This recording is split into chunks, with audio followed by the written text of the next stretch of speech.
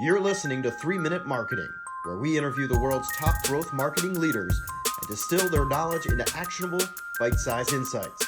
Now here's your host, Chris Mechanic.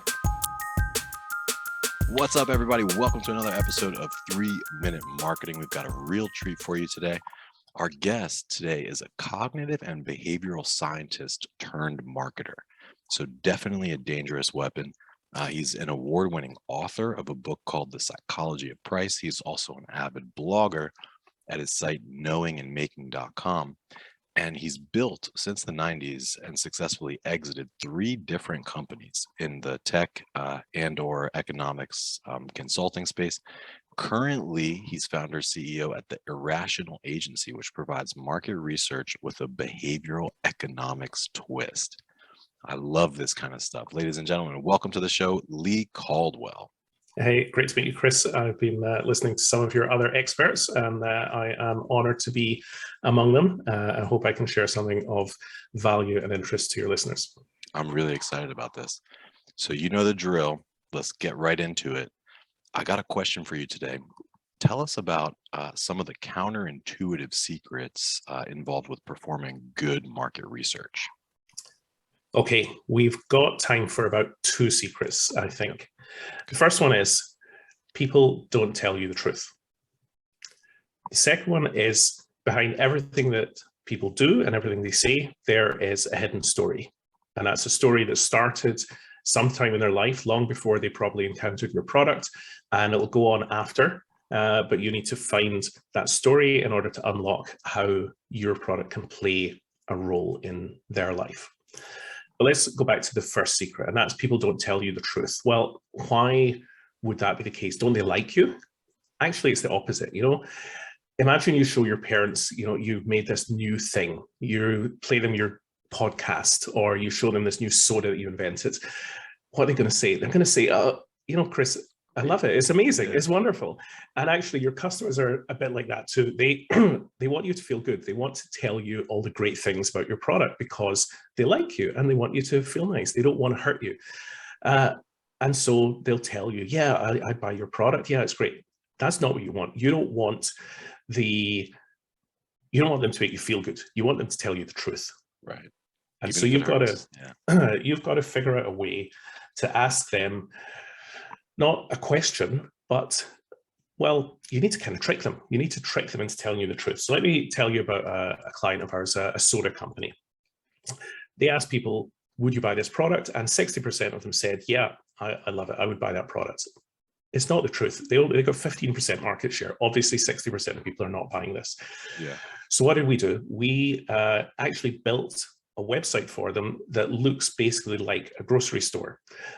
We built them this simulated grocery store visit so that when they ask their customers, they can walk in the store, they can, where they park, they look at the weather, they walk in the store, they walk through the different aisles, and finally they get to the shelf where the soda is.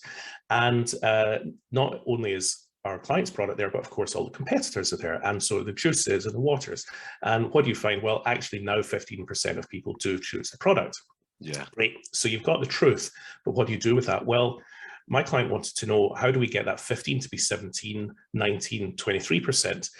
And so what we can do is we can test different ways of presenting that product. So we can bring more people into that virtual store, but with different labeling. We can try different pricing. We can say, do you give a discount? Well, if you give a 25% discount, do you say 25%, or do you say a quarter off, or do you say buy 3, get 1 free? And so now we're getting some real levers that they can pull to actually increase that market share. That's fascinating. I love that. I have questions. We have 9 seconds left. So all right, let me tell you then, the second secret is about story. So I'm just going to no, they gotta listen to the rest. You can find the rest on our website. All right. Because that's 3 minutes. We can't start the second secret now. It'll take like another 3 minutes, because there's a lot to unpack there. I have a ton of questions. But in the name of brevity in 3 minutes, I think that one is enough. Perfect. People will not tell you the truth. They just won't. And so if you can devise an experiment to ethically trick them and you will get to the truth, and then you can get at some answers. So Yeah. I think that's perfect for like today's micro tidbit. If you like this, if you want to hear the rest of Leigh and I's conversation, stay tuned. Drop a like, a comment, a share. Help us spread the word here. Leigh, give us your plug, man, and let's finish our convo. All right, brilliant. Thank you. If anyone wants to know about how to do really good market research, come visit me at irrationalagency.com or find me on LinkedIn. We've got a guide to what's called behavioral market research on the website that you can download. It's got about 30 different techniques for how to get to that truth in that, ethically trick people, as Chris said. So yeah, we'd love to see you there and hear from you. I literally am going to hire you. Like, I have a client in mind specifically that I want to get you involved with. Wonderful. All right, y'all. Well, hey, stay tuned or check out the website, webmechanics.com/3mm for 3-minute marketing, where you'll find the rest of our conversation along with links, show notes, etc., etc. Great episode. Much love.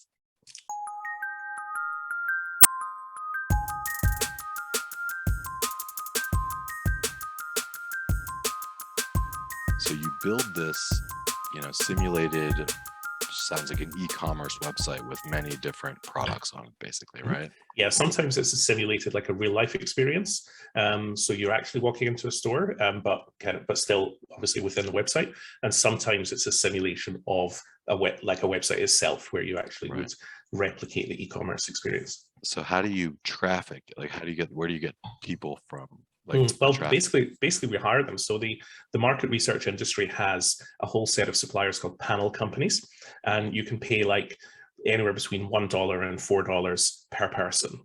So if we want 1,000 people, that might cost $2,000 to come through and run that test. What's that you use, or what's the name of that tool? Is it usertesting.com? So if you search for market research panels, then you're going to find a few. There's one called Dynata, that's the market leader, one called Cint, C-I-N-T, one called Pure Spectrum. That's not a business we're in, but those are 3 of the suppliers that we use.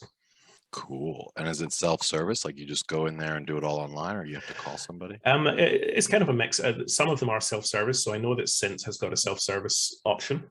Some of them are a bit more like, if you're an agency like us, you're doing it all the time. So we have a relationship with them. So we would call them up and set up a new project. That's really cool. It's got my head spinning. And I actually do want to get you involved with one of our clients if you have bandwidth. Yeah, I'd love to talk. Yeah. Okay, cool. Well, let's jump into secret number 2, even though there's a lot more to unpack from secret number 1. Like, I'm a nerd. I like the details. But for secret number 2, lay it on us. You said, I think there's a story behind the reason. Yeah.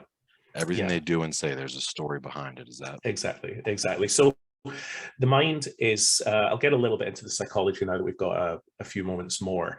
The mind is divided into different systems. And people, if you've read some behavioral science, then you might have heard of system 1 and system 2. And these are the labels. Brain versus thinking brain kind of thing. Yeah, basically, yeah. So system 1 is like automatic reactions, very unconscious. System 2 is calculating and deliberative. Got it. Well, what has more recently started to emerge is there's also a system 3. And so system 3 is where the imagination sits and where storytelling sits. And so system 3 is where, if you are thinking about buying a product and you're not sure, and maybe it's something new, then you're going to project yourself into that mind, into a future mindset where you've got the product, you're imagining the experience of using it or tasting it or driving it, and you want to kind of figure out for yourself, what does this feel like? Is this good? Am I going to enjoy this?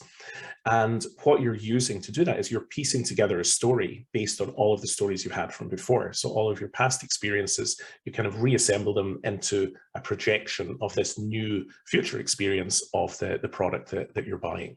Yeah. And so we uncover that in that process of market research by asking people to tell us stories, and they will say, tell us a story. Yeah. Real quick, is system 3 like an industry-wide recognized thing that exists, or is that more so like your process and your standard? Yeah, I mean, this is something that's emerging that's based on so we, as well as my commercial life, I also do scientific research. Working with different universities, different researchers, and publishing those papers. And so System 3 is something that I've developed in that side of my work. Got it. So you invented, or you discovered and defined System 3 in a way. Yeah. But so my it's kind of like, is that a subset of the thinking mind? Meaning like, oh, when thinking mind is engaged, then I will begin this imaginative process based on my stories, or is it a completely different system? So the way I see it, it sits kind of on actually in between 1 and 2. So it's kind of in between. The monkey mind, as you say, will have stored the basic experiences that I've had. So let's say I tasted the soda before and it was sweet and it kind of activated my reward center. That's System 1. The thinking mind is where I will eventually get to. Let's say I want to calculate how much money do I have and can I afford the soda? That's System 2. But in between, you have this where I extrapolate the taste that I learned in System 1 into a possible future experience that I haven't had before. So it's kind of like a layer in between. And in that way, two different people could experience completely different reactions or imaginations to the same exact product and the same definitely because they have different life experiences, they have different stories. So for some people, soda is like a thing that you love. For some people, soda has maybe got a guilt story attached to it, and so those two people would imagine the consequence differently. Well, for me, it's kind of off limits. Like I really don't drink soda. Okay, yeah, and I haven't for many years. So my imagination would be like, nope, not buying that. Absolutely, I'll go for the guava, or I'll go for the whatever naked juice or whatever they have. Yeah, absolutely. So so you've got a story about soda that is, and I say, when I say story, it doesn't mean it's not true, but that's the way you perceive soda in the world occurs to you in a certain way. When you say soda, I'm like, nope. When you say beer, sure, I'm like, I know it's bad for me, but I'm still like, yep, because it makes me feel great, right? Yeah, absolutely. Yeah. So I have a different story about that. Interesting. Yeah. So how do you unravel? So just to summarize, so we've got, first and foremost, is that people lie. Yeah. So you need to design experiments. And it makes me think of that book, Thinking Fast and Slow. I'm sure you've read it. Yeah, that's where you'll get System 1 and 2 in lots of detail in that book. Yeah. Yeah, and there's, as well as they want to like you and they want you to like them, there's other reasons why they lie. People are bad at forecasting their own behavior. They think that they'll try something new, but actually they often want to stay with the status quo.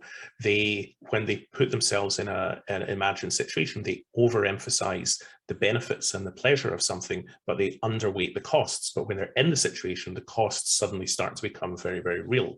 That sounds like my daily life. Because I'm like the visionary. I don't know if you're familiar with EOS, but I'm the co-founder here. But I'm not the operational, well-organized guy. I'm like the idea guy. I'm the sales guy. Sure. So they call that visionary in this system we use called EOS.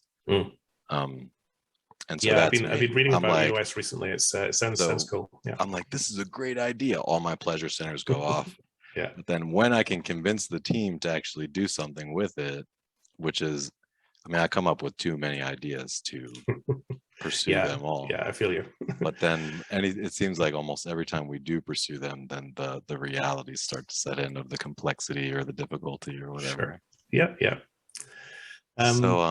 So that's kind of, so those are some of the reasons that people lie. It's not that they're malicious. It's just that their mind won't let them tell the truth. Right. Yeah.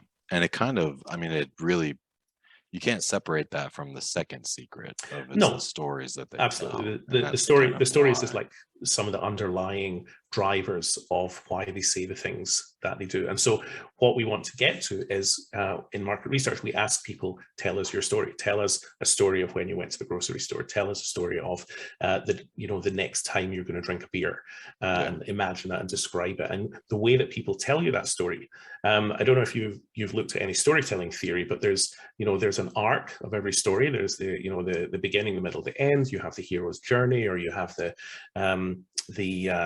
your your antagonist and your turning points. These are all the elements that go into good storytelling. And when you get someone to tell you a story, you can recognize those same elements, and you can say, okay, that's your antagonist, that's your turning point. So therefore, if I want to sell you a soda or a beer or a car, now I know who the antagonist is in your story. Now I know what the turning point is, so I can activate that turning point and make you want my car or my beer. Yeah. Mine is high fructose corn syrup. Right. So I'm much more That's your likely, antagonist. Yeah. I'm much more likely to buy if it's like natural cane sugar, you know? Okay. Yeah. Yeah. So it's like, hey, Absolutely. client, change it. But yo, so it sounds like really sophisticated, advanced, thoughtful, and high impact work that you're doing. Mm. I imagine it costs a pretty penny, like to recreate an e-commerce website Sure. experience, like it's not cheap. Yeah. Or a physical experience. I guess Yeah. that might be cheaper if you could rent out space, but Mm. for an average brand, let's say Yeah. that you're not like a $1 billion brand, but you're you're an average brand, say like $100 million company, something like that. Mm-hmm. Yeah. And you're on a budget and every dollar counts. What's something that brands could do to like try this or just even move in that direction other than just hiring you?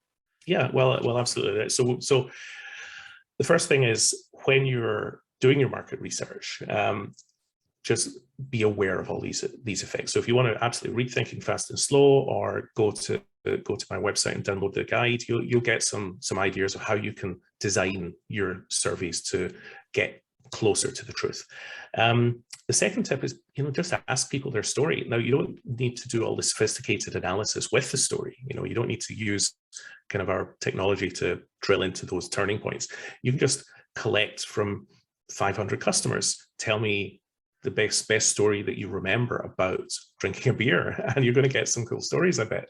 And read through those 500 stories. It'll be a fun afternoon you spend with your team, going through those and finding the things that reveal things that you hadn't thought of before about how people interact with your type of product, with your brand.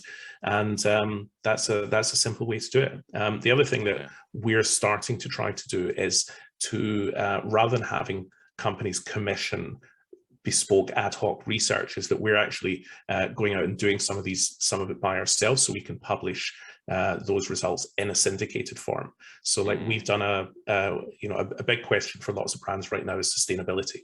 How can I be sustainable? How can I make sure my customers see my sustainability credentials, see that I'm eco-friendly? And rather than everyone having to kind of go and do that research one after another, we've kind of boiled down the 4 or 5 key narratives for all food and drink consumers, for instance, around sustainability, and we published that into a report that people can buy. So that's a way of accessing some of that research without having to spend $100,000 on a study.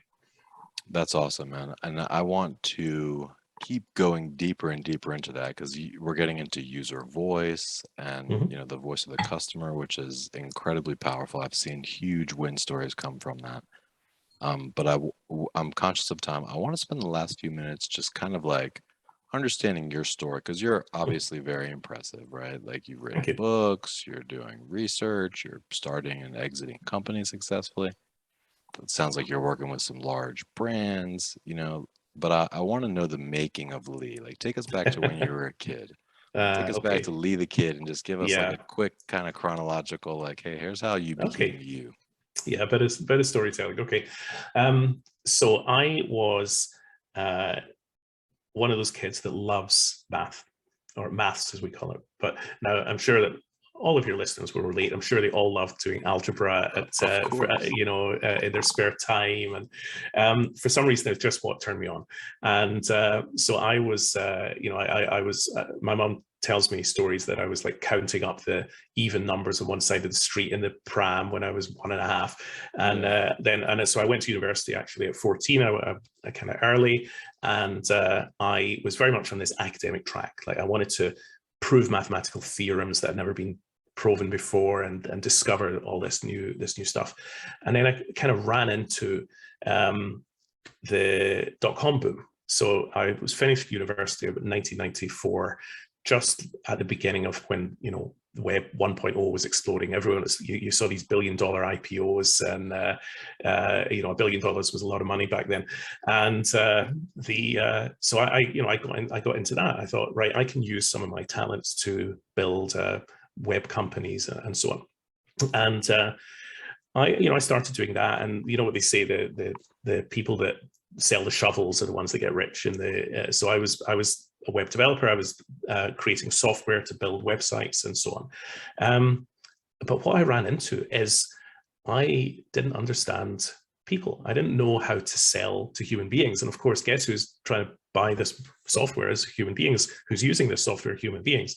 And so I was probably a little bit like Sheldon Cooper, trying to sketch out how to make friends on a whiteboard. I wanted to understand how can I get how people buy things.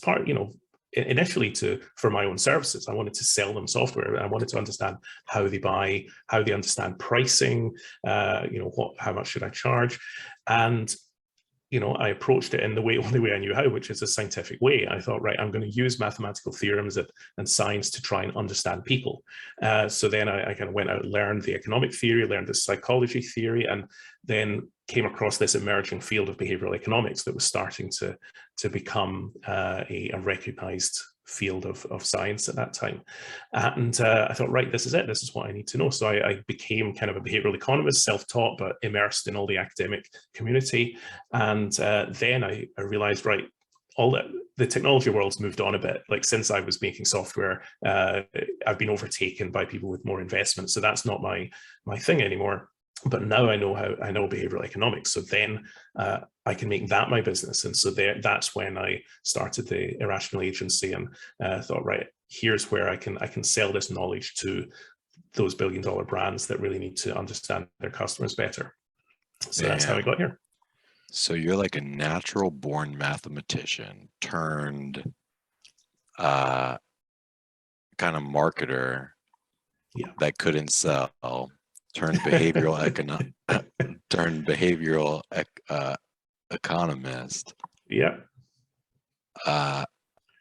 And now entrepreneur and agency owner, and out there working with billion-dollar brands and probably learning so much. Yeah. So you are a dangerous, dangerous weapon, Mr. Caldwell. And you're a programmer? Yeah. I still keep my hand in a little bit, doing some of the programming of our survey software. I do have a team now that mostly takes that over, and you can imagine they hate it when I decide, I'm gonna do some coding, because it's like, God, Lee's like going to forget to commit this to the version control system, or he's going to use his 1990s Java code instead of something modern. But so I still enjoy. Last question I have before we wrap. So like, let's say that I want to hire you, or somebody wants to hire you. Mm-hmm. Is it like a big, massive commitment, or is there some way to engage your brains and get you involved? Like that's like not that expensive. I'm always happy to have a conversation. If someone's got an interesting question, then that's going to get my curiosity, and I'll engage on a lower level. Typically, the brands that use us, they're usually spending like $50,000 to $100,000 upwards, but we do have that subscription service where you can buy into one of those pre-built reports for much less, for more like $10,000.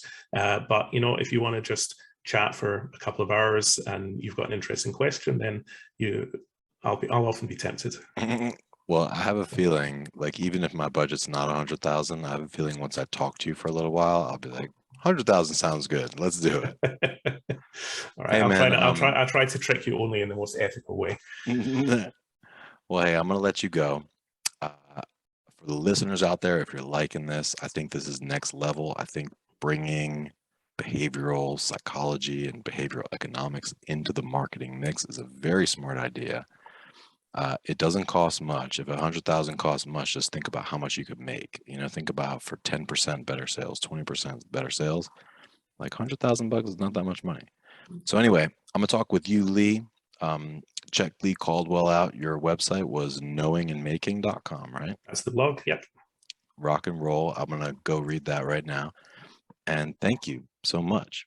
Not at all. Thank you. It's been in touch. A lovely chat. See you soon. See you. Bye-bye. Amazing. Love it. All right. Sounds great. Thanks a lot. We'll talk soon. All right. Bye.